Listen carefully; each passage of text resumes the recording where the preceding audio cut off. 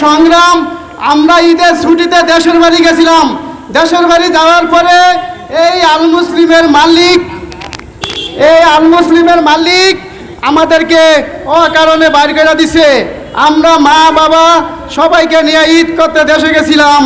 দেশে যাওয়ার পরে এই আল মুসলিমের মালিক আমাদেরকে চোরের মতন বের করে দিয়েছে।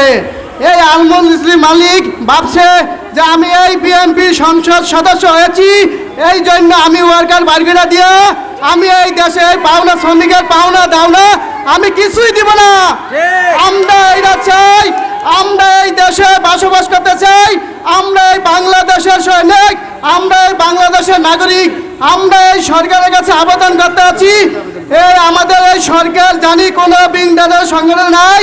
এই আল মুসলিমের মালিক আমাদেরকে এই বিনা টাকা পয়সা না দিয়া এই 1888 জন শ্রমিক এই ছাড়াই করেছে, টাকা পয়সা দেয় নাই। তারা বলেছে আমরা সব পাওনা দানা বুঝিয়ে দিয়েছি। না, তারা মিডিয়ার সামনে মিথ্যা কথা বলেছে। আমাদের যারা শ্রমিক আছে এই শ্রমিক একটা টাকাও পায় নাই। আমাদের গভর্নমেন্ট ল আছে 26 দ্বারা বাই করলে আমাদের 4 মাসের বেতন দিয়ে বাই করতে হবে। আর আমাদের এই আল মুসলিমের মালিক কি করেছে, এই চুরি করিয়া সবাই ঈদে বাড়ি গিয়েছে, এই বাড়ির ছুটিতে সবাইকে নোটিশ দিয়েছে, আমাদের বাড়ি ফিরে দিয়েছে। আপনারা জানেন গার্মেন্টসে যারা চাকরি করে তারা অনেকই অস্বীকৃতি। আমরা মেসেজ পড়তে পারি না, তাই আমরা নোটিশ জানতে পারি নাই। আমরা যখন 26 তারিখে ছুটি হইল, আমরা 6 তারিখে অফিস খোলা, 6 তারিখে অফিসে এসে দেখি আমাদের কার্ড পাস হয় না। তারপরে দেখতে পাই আমাদের বিভিন্ন ভাই বন্ধুদের কার্ড রেখে দিছে কোম্পানি, ভাইরা 2টা কার্ড রেখে দিছে, লিস্ট করে নাম কার্ড রেখে দিছে।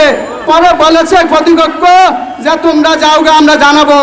আমরা সরকারের কাছে দাবি চাই যে আমাদের 4 মাসের বেতন দিয়ে সরকার আমাদেরকে কোম্পানি বাই করতে আমার সমস্যা নাই। এই কোম্পানি চাইছে, আমি একবার কথা বলতে চাই, এই আমাদের চাকরি লাগবে, এই বন চাই। এই মালিকের বাড়ি হয়েছে মুন্সিগঞ্জ 1 আসনের এমপি আসন আব্দুল্লাহ।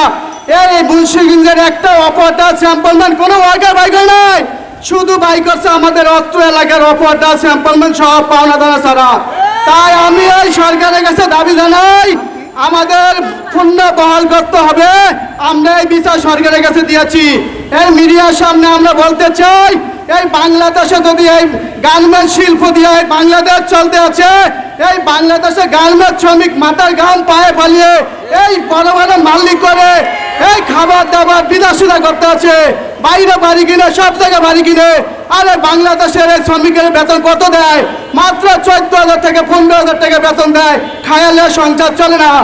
আপনারা লক্ষ্য করেন কিশোরে, মরিচে, জর্ডানে ওরা 50,000 টাকা স্যালারি দেয়, থাকা খাওয়া কোম্পানি, তারা কিভাবে চলে? আর আমাদের বাংলাদেশের মালিকরা চলে না।